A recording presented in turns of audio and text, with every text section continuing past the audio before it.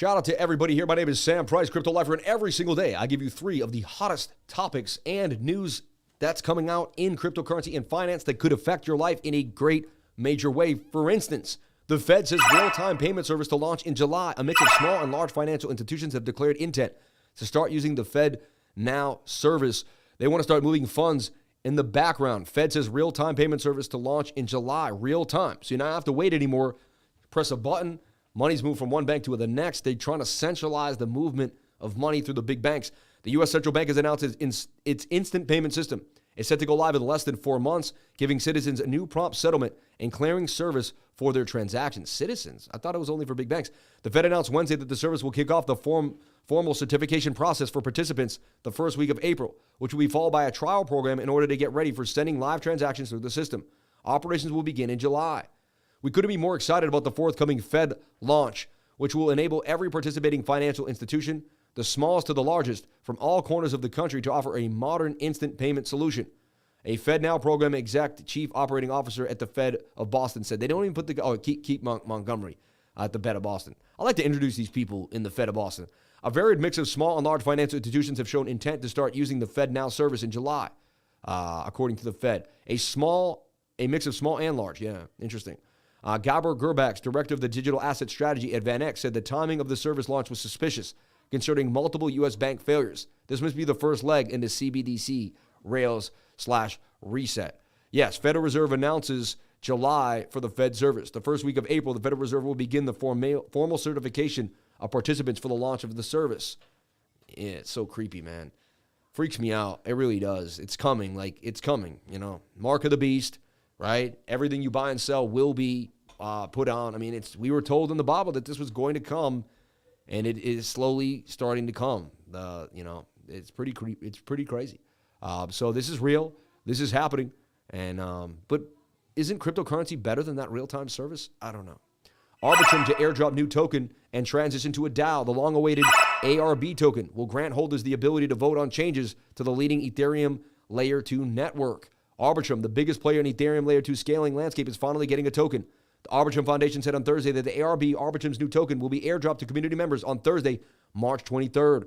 According to the Arbitrum Foundation, ARB will mark Arbitrum's official transition into decentralized autonomous organization, meaning ARB holders will be able to vote on key decisions governing Arbitrum One and Arbitrum Nova, networks that allow users to transact on the Ethereum blockchain with greater speeds and lower fees. Arbitrum DAO will have the power to control key decisions at the core protocol level for how the chain's technology is upgraded to how the revenue from the chain can be used.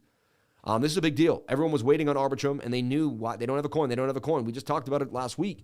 Why now? Well, they have $3.6 billion locked in Ethereum's roll-up network, Arbitrum One, making it clear that the market leader in a cutthroat field of competing chains.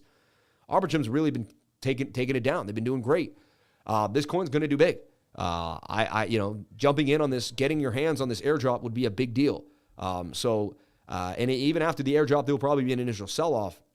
But ARB, how will this coin not go up? This is why I like what we do. This news is huge. Knowing about ARB before it even comes out, watch this coin 10 or 20x, and everyone's going to be like, well, we already kind of knew why. We knew it was the best system. We knew they were coming out, and we knew we were waiting for the coin, and we knew when the day the coin came out.